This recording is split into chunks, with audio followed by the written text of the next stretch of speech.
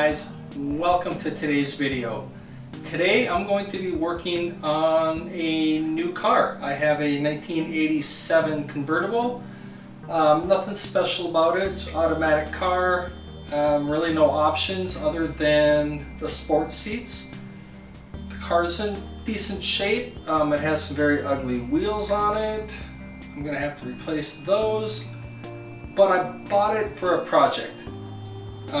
It has a lot of good things, and it needs an awful lot of nickel and diming, so this is going to be a lot of fun. I do have some plans for this car. If you're on the Corvette forum and you've seen any of my recent threads, I've explained everything that I want to do.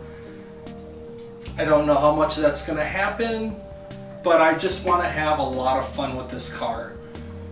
So in today's video, the car is actually missing the driver's side hood latch. Yes, missing. It wasn't even in there. Now, the previous owner had the latch, but the clip, there's a little clip that goes on here, and the clip is broken. So the cable wasn't able to hook to the latch. Now, he did buy a new latch, he just never got around to putting it in the car. So that's what I'm here to do today. This is the hood latch on the driver's side. Well, actually, this is the hood latch on the driver's side. It is not in the car.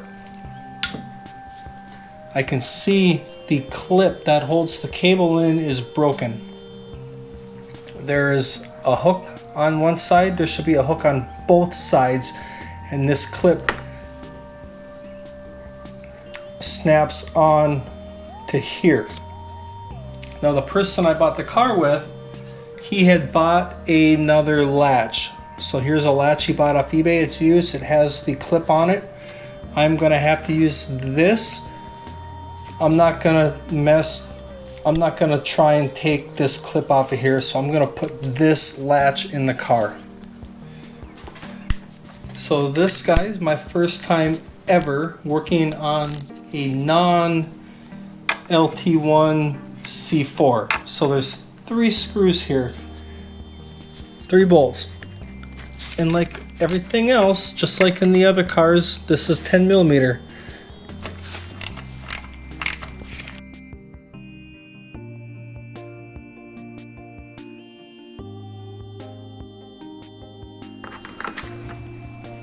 I am going to take the opportunity to I'm just going to clean this up. The whole car needs a cleaning. The whole car needs a cleaning, but I'm going to take the opportunity to clean this up before I put the latch in. I just cleaned that up with some dish soap and a nylon bristled brush.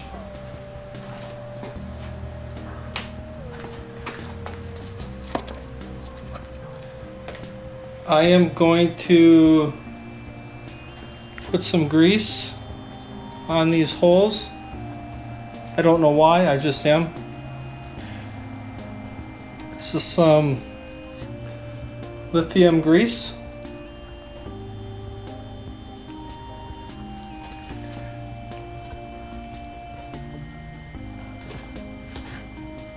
And the back of this latch, I am going to grease all of that as well. I am going to grease the heck out of it. There's a spring here I'm gonna grease. I'm gonna grease everything around the moving part. I'm just gonna grease the whole thing.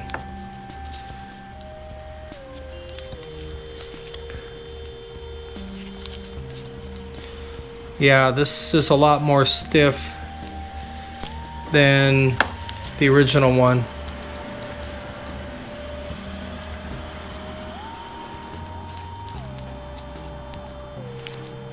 So maybe some grease will do this good.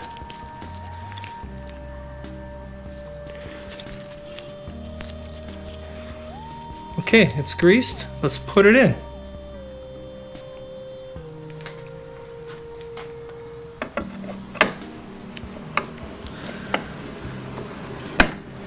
Okay, there it is.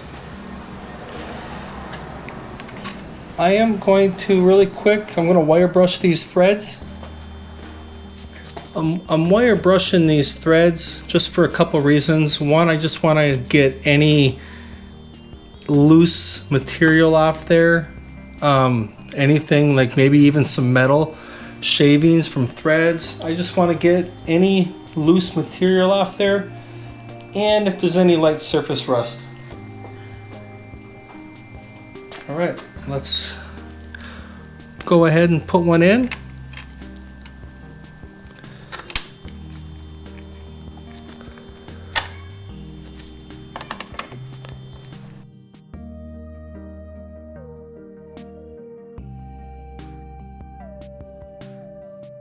I'm not going to tighten any of them down until I have all three of them seated.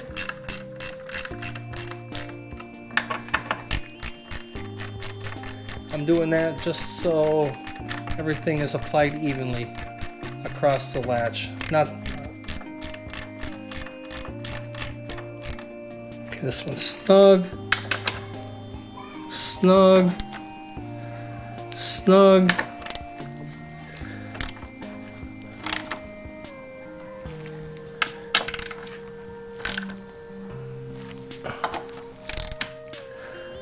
Alright guys, the new latch is in. Let's see if the screwdriver works. It pushes in, but it doesn't come out. It's like a one-way clip. I can damage this clip, it's not really going to matter. Okay. Alright, now the clip is off. Now it goes onto the new one.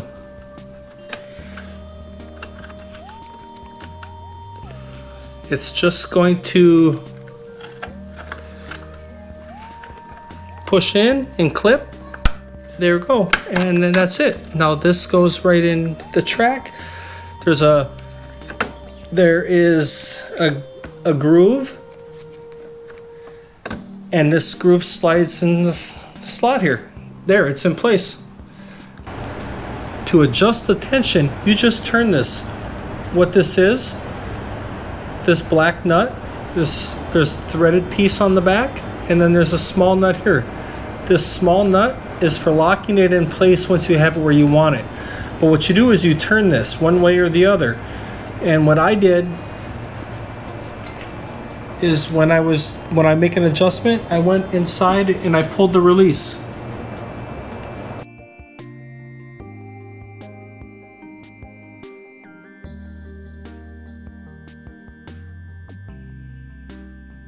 If it's not enough motion, you turn this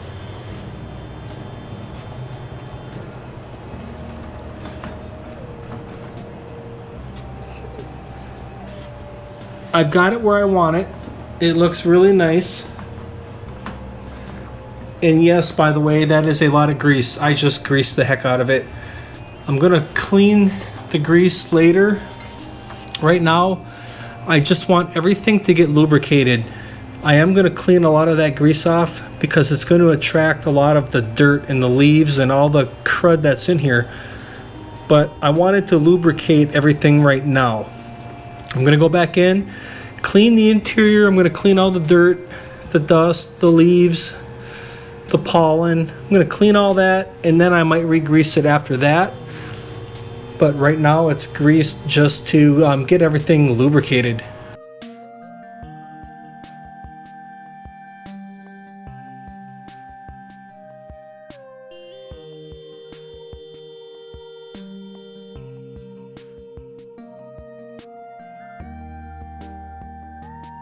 As you can see, I have a new addition to the channel.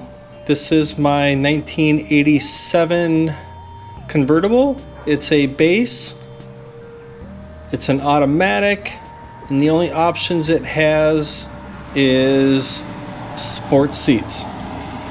It's pretty basic. The rear end in a convertible in 1987, if I understand this correctly, was only the 2.73 or the G2U code. It is a better gear ratio than the base automatic. Alright, let's do a walk around really quick. So the sad thing is, as you can see, this car is a very dark blue. It did not come that way from the factory. It came from the factory with a very rare color option. And the car has been repainted, and that's too bad. It does have very ugly wheels on it. I just ordered some new ones today. I ordered the ZR1 style. Very nice car. It's in really good shape. The interior is pretty nice.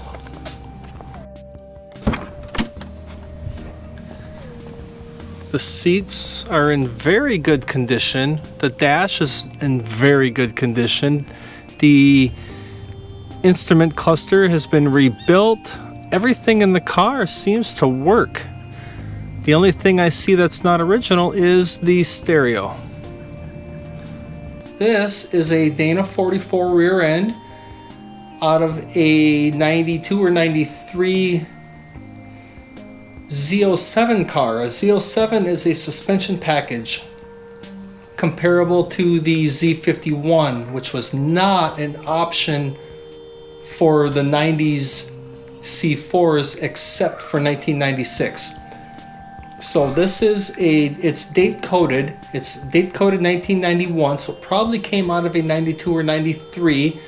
It has a very rare gear ratio in it, a 3.54, which is RPO option code GH0. Most cars came with a GM3 RPO, which is 3.45. Now I know it's not a lot different, but it's different and it's very rare. Just over 1% of the cars had a 3.54 gear ratio, so not much. Other notable things on this rear end, it has a Z51 rear spring on out of a 1996, assuming the spring is date coded 1995, so it's probably a 96 Z51 leaf spring. On the ground, what you see here is an 86 Z51 sway bar, and that other leaf spring on the ground, guys, that is a 1984 Z51 leaf spring. These are stiff. I bought this rear end just to play around with it. I was going to have a little fun and restore it, and not that there's anything wrong with it. I was just going to polish it up and just maybe put it in a car, and maybe I was going to put it in this automatic car and very slowly work on my way to converting this to a full 6-speed car. But I'm not going to do that. I decided to sell this rear end. Actually, there's somebody coming today to pick it up, and what I'm going to do with that money is buy a hardtop convertible for this car. So that, guys, is going to be pretty darn exciting.